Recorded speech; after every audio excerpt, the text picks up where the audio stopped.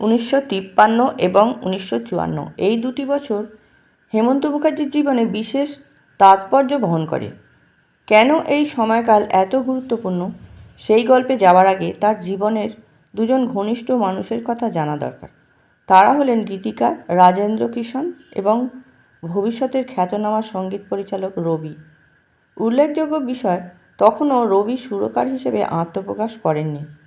ফিল্মিস্তানের কর্ণধার শশধর মুখোপাধ্যায় সম্রাট ছবির গান তৈরির সময় হেমন্ত মুখার্জিকে পরামর্শ দিয়েছিলেন একাই সব দায়িত্ব না নিয়ে একজন অ্যারেঞ্জারের সাহায্য নেওয়ার জন্য। তাঁর মতে এতে পরিশ্রম কমবে এবং সঙ্গীতের প্রযুক্তিগত দিকগুলো আরও সুচারুভাবে সম্পন্ন করা যাবে। সেই সময় হিন্দি ছবির আর এক প্রবাদপ্রতিম সুরকার শ্রী রামচন্দ্র ফিল্মিস্তানের মাস মাইনে কর্মী ছিলেন। তার আসল নাম ছিল চিতলকর। শ্রী রামচন্দ্র ফিল্মিস্তান ছেড়ে দেওয়ার পর তাঁর অ্যারেঞ্জারকেই হেমন্ত মুখার্জির সঙ্গে কাজ করার জন্য নিয়োগ করা হয়। পাশাপাশি আরও একজন সহকারী হিসেবে যুক্ত হন রবি। সম্পূর্ণ নাম রবিশঙ্কর শর্মা। পেশায় তিনি ছিলেন ইলেকট্রিক মিস্ত্রি, তবে তবলা বাজাতে পারদর্শী ছিলেন। পুরনো পেশা ছেড়ে সঙ্গীতের জগতে প্রবেশ করেন তিনি। রাজেন্দ্র কিশন, যিনি রাজেন্দ্র কৃষ্ণ নামেও পরিচিত, ছিলেন আড্ডাপ্রিয় মানুষ। পাঞ্জাবে জন্ম, উচ্চশিক্ষিত এবং ভোজন রসিক। গীতিকার হিসেবে তিনি তখন যথেষ্ট প্রতিষ্ঠিত। সম্রাট ছবির সমস্ত গানই লিখেছিলেন রাজেন্দ্র কৃষ্ণ। সেই গানগুলিতে কণ্ঠ দিয়েছিলেন হেমন্ত মুখার্জি, লতা মঙ্গেশকর, আশা ভোঁসলে এবং গীতা দত্ত। তবে ছবিটি বাণিজ্যিক সাফল্য না পাওয়ায় গানগুলোও দর্শক শ্রোতার নজর এড়িয়ে যায়।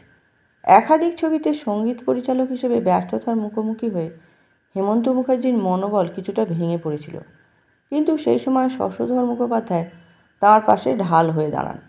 ফিল্মিস্তান তখন দুটি বড় ছবির কাজ শুরু করে, আনারকলি এবং নাগিন।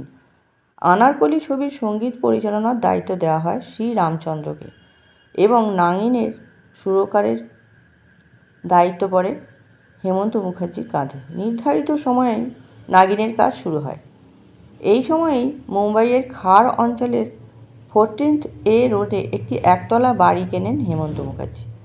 ঘটনাটি ঘটে বেশ হঠাৎ করেই। যে বাড়িতে তিনি ভাড়া থাকতেন তার পাশের বাড়ির মালিক ছিলেন এক মাদ্রাজি পরিবার। নারায়ণস্বামী নামে এক তামিল ভদ্রলোক বাড়িটি বিক্রি করে দক্ষিণ ভারতে ফিরে যেতে চাইছিলেন। মাত্র 28,000 টাকায় বাড়িটি কেনা হয়।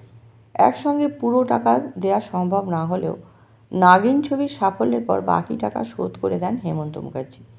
এই বাড়িটির নাম রাখা হয় গীতাঞ্জলি। এরপর ফিরে দেখা যাক আনারকলি ছবির কথায়।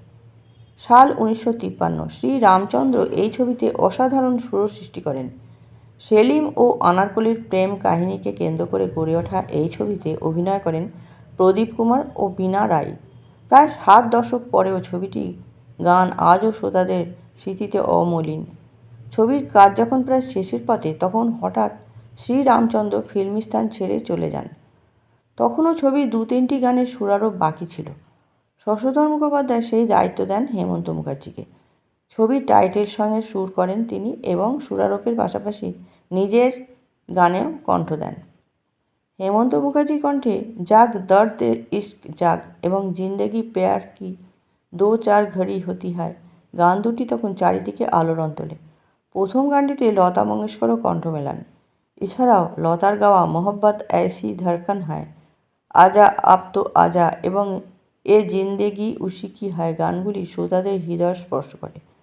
সবচেয়ে আশ্চর্যের বিষয় ছিল, হেমন্ত মুখার্জির অনুরোধে সাড়া দিয়ে শ্রী রামচন্দ্র পুনা থেকে সরাসরি মুম্বাই চলে আসেন। প্রথমে অনেকেই এই ঘটনা বিশ্বাস করতে চাননি, কারণ শ্রী রামচন্দ্র ছিলেন দৃঢ় ব্যক্তিত্বের মানুষ। হেমন্ত মুখার্জি সুর করা টাইটেল সং শুনে শ্রী রামচন্দ্র তার পিঠ চাপড়ে প্রশংসা করে বলেছিলেন, সুরটি একেবারে নিখুঁত হয়েছে।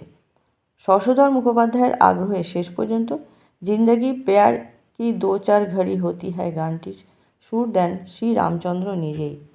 ফিল্মিস্তানের সঙ্গে শ্রী রামচন্দ্রের ভুল বোঝাবুঝি দূর করতে মধ্যস্থতার গুরুত্বপূর্ণ ভূমিকা নেন হেমন্ত মুখার্জি।